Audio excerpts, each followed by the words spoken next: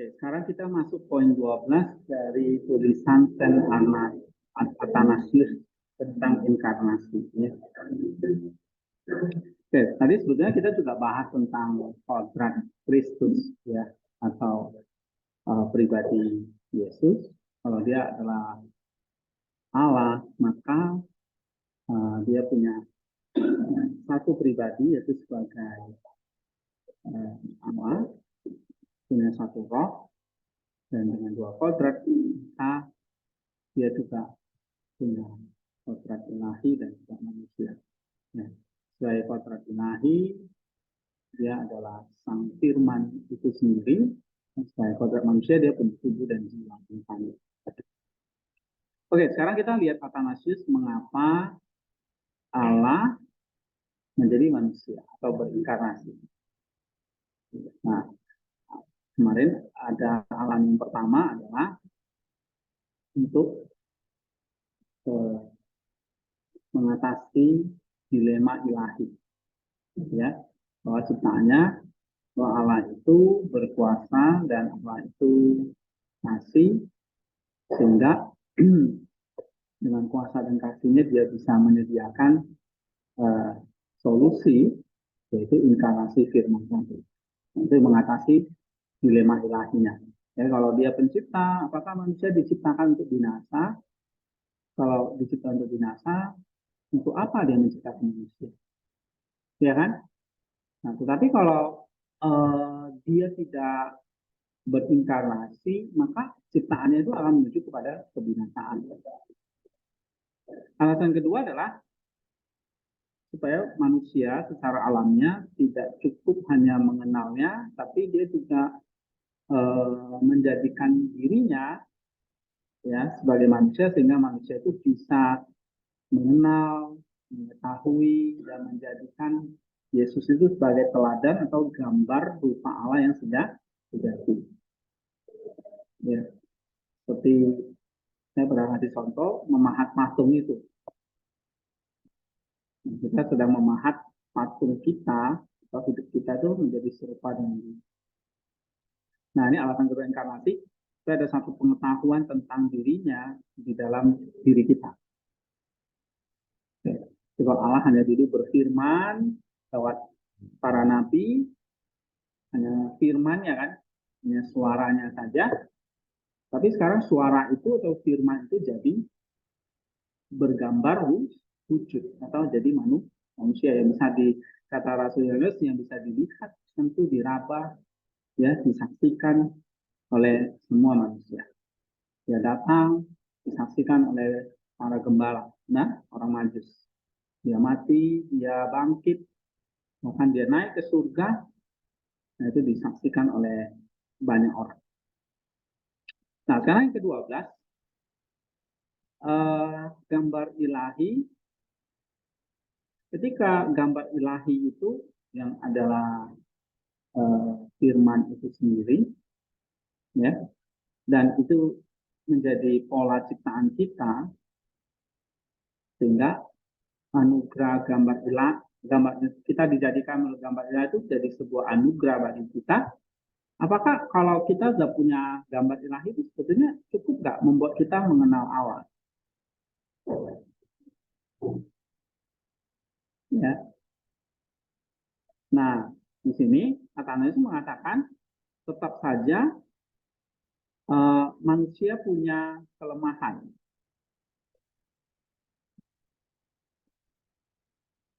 Misalnya gini, tetap saja Allah yang mengetahui kelemahan manusia membuat ketentuan, ya, sehingga jika mereka tidak mau mengenal Allah dan diri mereka sendiri, manusia masih dimampukan untuk melihat karya ciptaannya. Jadi kalau dari diri sendiri menolak tentang Allah, Allah bisa memberikan bukti tentang karya ciptaannya. Ya. Nah, tetapi karena kecerobohan manusia sedikit demi sedikit turun ke hal-hal yang lebih rendah, Allah membuat ketentuan, sekali lagi, bahkan untuk kelemahan mereka ini, dengan mengirimkan hukum Taurat dan nabi-nabi. Nah, kemarin kita ada bahas sedikit tentang hukum Taurat. Ya, seringkali orang bertanya, Yesus datang menggenapi hukum Taurat. Hukum Taurat mana yang digenapi? Dulu perintah hukum Taurat itu. Yang lain-lain itu tambahan. Atau hukum kedua. Hukum yang terutama adalah hukum Taurat. Tapi hukum Taurat sekali lagi itu berbentuk tulisan. Benar nggak? Nah, di mana? Bentuk tulisan atau orangnya yang lebih tinggi? Pertama Allah ngirim suara nih. Dalam bentuk gambar dirinya. Dalam bentuk ciptaannya. Tapi ternyata manusia tetap nggak mengenal Allah. Lalu Allah kirim tulisan. Hukum log batu itu. 10 perintah Taurat itu. Taurat itu artinya hukum. Tulis 10 Taurat, 10 hukum. Ya, bentuk tulisan. Jadi dari suara jadi tulisan. Tapi ternyata tulisan itu juga manusia tidak bisa mengenal Allah. Akhirnya sang Allah itu sendiri, pencipta itu sendiri yang datang jadi manusia. Jadi kamu lihat dari suara, dari firman, sekarang berwujud manusia. Ya. Nah, karena manusia bisa belajar dari manusia secara langsung tentang hal-hal yang lebih tinggi, ya, kita bisa belajar sesama, gitu, tentang hal-hal yang lebih tinggi. Nah, ini juga menjelaskan alasan inkarnasi, ya, supaya manusia itu bisa belajar secara langsung tentang hal-hal yang lebih tinggi. Ya. Atau manusia menjadi terbuka melihat ketinggian surga dan memahami keharmonisan ciptaan, mengenal penguasanya firman Bapa yang dengan pemeliharaan sendiri atas segala sesuatu memperkenalkan Bapa kepada semua orang. Dan untuk tujuan ini menggerakkan segala sesuatu sehingga melalui Dia semua orang dapat mengenal Allah. Melalui siapa ini? Melalui firman.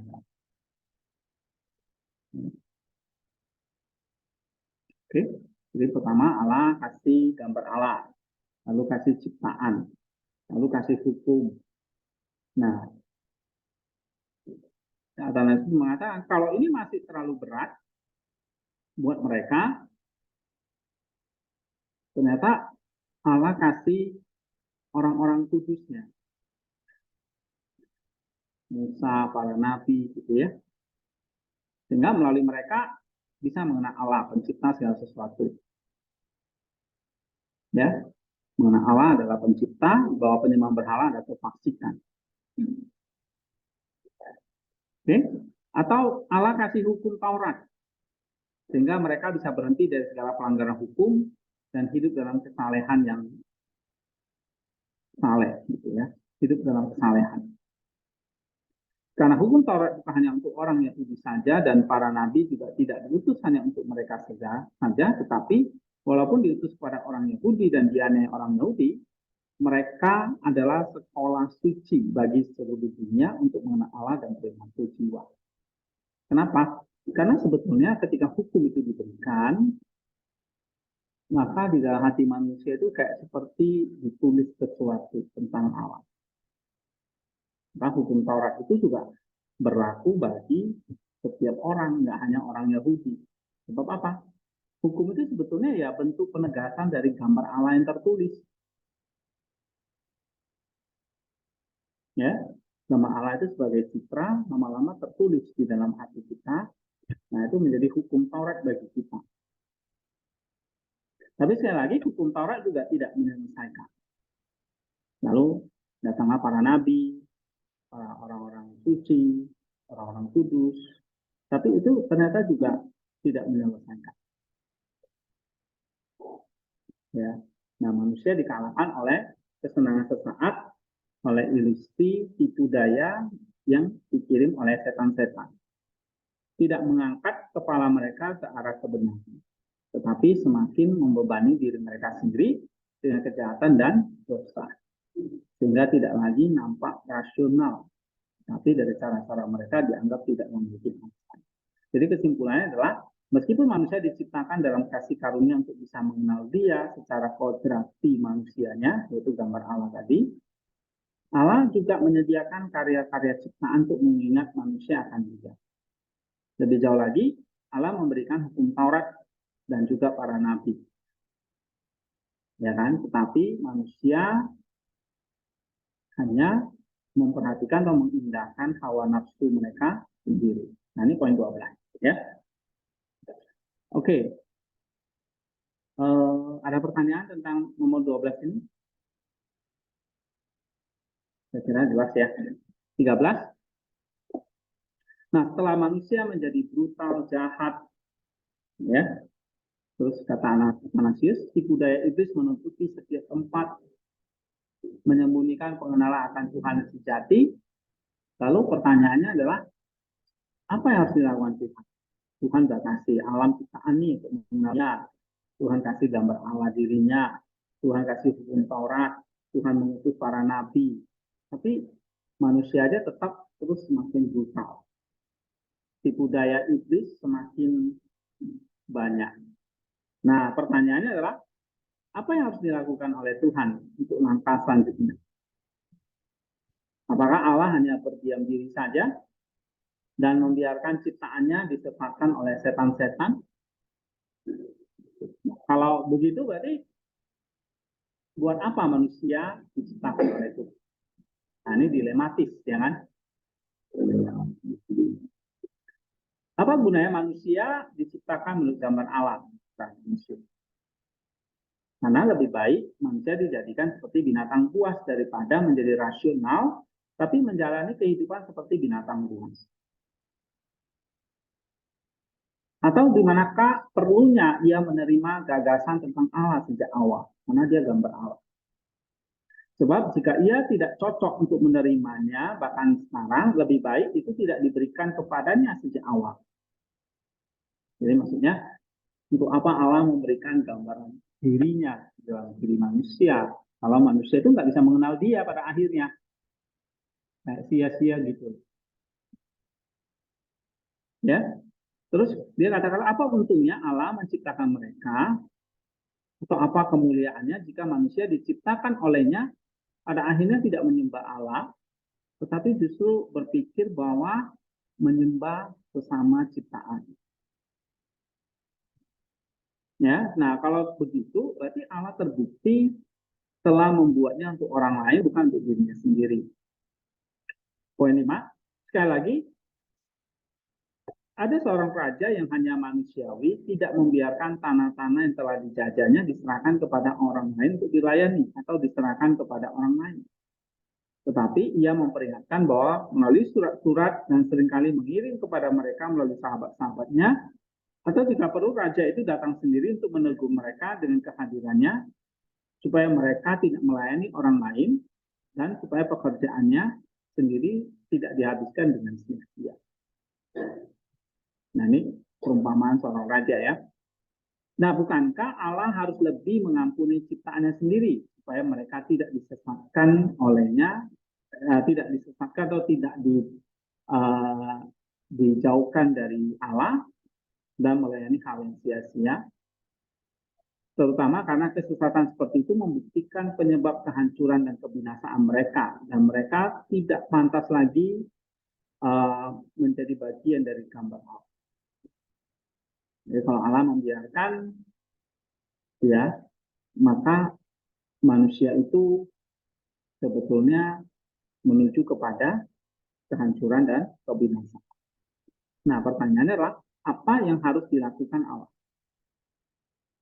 Atau apa yang harus dilakukan selain memperbarui apa yang ada di dalam gambar Allah, sehingga dengan itu manusia dapat kembali mengenal Dia. Ya, tetapi bagaimana ini bisa terjadi? Kecuali kehadiran gambar Allah Tuhan kita Yesus Kristus. Nah, itu. Jadi siapa yang lebih mengerti memperbarui kanvas yang rusak itu kalau bukan pelukisnya sendiri? Nah, itu kira-kira ya. Jadi orang yang lukis, tapi lukisannya itu atau gambarnya itu rusak. Lalu siapa yang bisa memperbaiki? Kalau bukan pelukisnya sendiri. Nah, itu yang ditanyakan oleh Athanasius. Maka yang bisa memperbarui gambar Allah itu ya sang gambar itu sendiri, yaitu Tuhan Yesus Kristus. Oke, sebab ini ya perhatikan, tidak mungkin hal itu terjadi dengan perantaraan manusia. Jadi manusia nggak mungkin menyelamatkan manusia karena dia juga gambar yang rusak, benar nggak? Sesama rusak, gitu. Ya, jadi gambarnya walaupun dia bernama Dewi, misalnya, jadi nama Dewi, gambarnya Dewi tetap rusak. Dia bisa nggak menyelamatkan dewanya?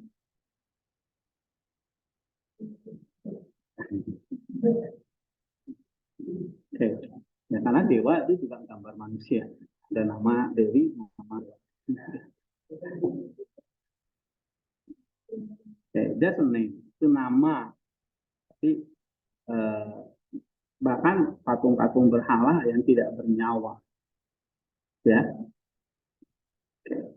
Nah itu sebenarnya refleksi manusia membutuhkan sesuatu yang ilahi dari diri. Oke. Jadi kenapa kok manusia itu menciptakan alat-alat atau penyembah-penyembah dewa patung berhala? Ya karena memang manusia membutuhkan hal-hal yang ilahi di luar dirinya. Tetapi sekali lagi itu nggak bisa, ya nggak bisa perantara malaikat juga, karena malaikat itu bukan gambar Allah, hanya manusia yang sebagai gambar Allah. Oleh karena itu firman datang dalam dirinya sendiri supaya karena ia adalah gambar Bapa, ia dapat menciptakan manusia baru menurut gambar itu. Jadi sekali lagi, hal itu tidak mungkin terjadi kalau bukan karena maut dan kebinasaan yang telah dihapuskan. Oleh sebab itu, ia mengambil tubuh yang fana dalam kesesuaian alamnya atau kodratnya, supaya ketika maut sekali lagi untuk selamanya dihapuskan, manusia diciptakan menurut gambarnya dapat sekali lagi diperbarui. So, maka kita diselamatkan itu sebetulnya adalah diciptakan ulang, atau istilah Yohanes itu dilahirkan lagi. Maka Nikodemus itu kan nggak mengerti ya, kok saya diselamatkan mesti dilahirkan lagi. Dilahirkan lagi itu artinya apa? Hah? Diciptakan lagi menurut gambarnya. Oke? Okay? Nah, Nikodemus jawab, masa saya harus masuk ke rahim ibu saya lagi? Nah, bukan tubuhnya yang dilahirkan lagi, tetapi gambar Allahnya yang diperbaiki. Misalnya kayak tadi, ada lukisan yang rusak. Kanvasnya yang kita buang, atau lukisan di kanvas itu yang kita perbaiki?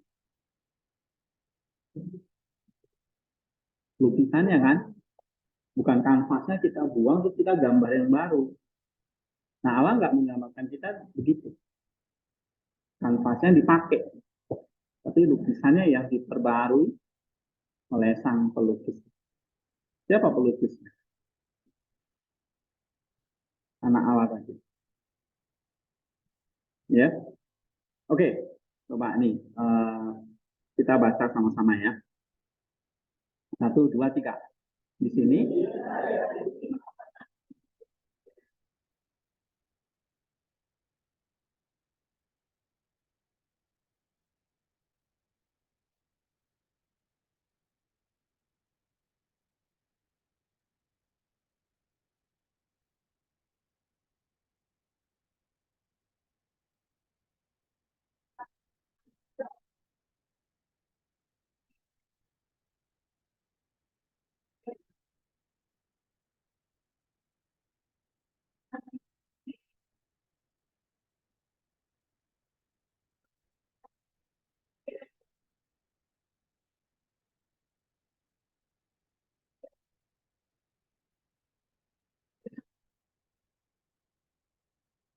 gambar Allah yang kecil, G-nya kecil. Kalau sang firman itu G-nya besar. Karena manusia itu cuma fotokopinya dari gambar. Ya. Oke, nah ini sekali lagi ini tentang keselamatan, tapi ya tentang kita juga ini. Nah, ini dari ini artinya saya belajar meringkas dari yang ini, yang poin 13 ini. Nah, kalian harus bisa belajar meringkas sekarang, bukan paraphrase terus. Ini salah satu, karena gini, kita baca Bapak Gereja itu kan panjang-panjang. Ya memang kita harus terjemahin dulu, kita pahami dulu, terus saudara belajar meringkas seperti ini. Poinnya apa? Dan dia mau jelaskan. Oh satu, firman itu datang menciptakan kembali. Ya, pakai poin-poin gini nggak apa-apa. Atau ya rumusnya dalam bentuk paragraf kayak gini nggak apa-apa. Atau kamu buat ringkasannya bentuk poin-poin 1, 2, 3. Nah ini yang sebetulnya saya mau kalian latih. Karena saya mengajak kalian untuk baca harus yang panjang-panjang. Tapi kan nggak mungkin kalian paraphrase gitu banyak. Tapi harus bisa diringkas. Ya, belajar ringkas. Ini udah saya ringkas semua. Cuma kan kalian juga sebenarnya harus berlatih gitu. Maka latihannya ya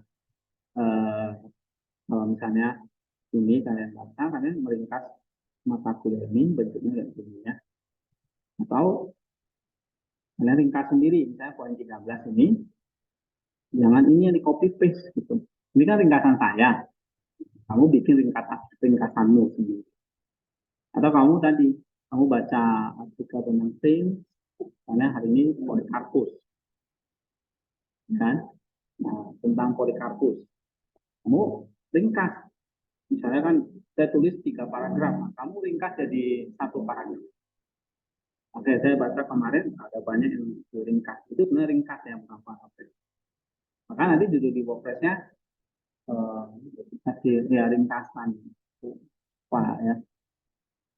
Kasih judul yang menarik. Karena yang ringkasan apa? Ringkasan titik 2 tujuan kedatangan atau tujuan inkarnasi. Nah, jadi dapat berapa poin? 1, 2, ya. Nah, ini 2 poin. Ya. Oke, saya belajar meringkas.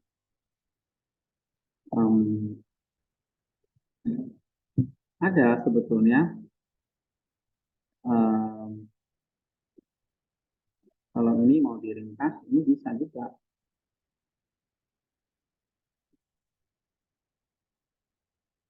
Kalau ini kategorisasi.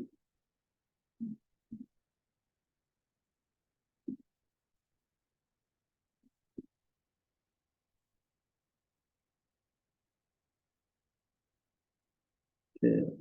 Nah, ini kan ini kuliah-kuliah kategorisasi dari Sensiril ya. Ini poin 1. Nah, kan panjang kan? Kan nggak mungkin kamu copy semua ini kemana papernya. Misalnya. Kamu harus bisa meringkas. Kalau kamu paraphrase masih panjang ini. Kan? Tuh, misalnya 1 poin panjang banget. Belajar.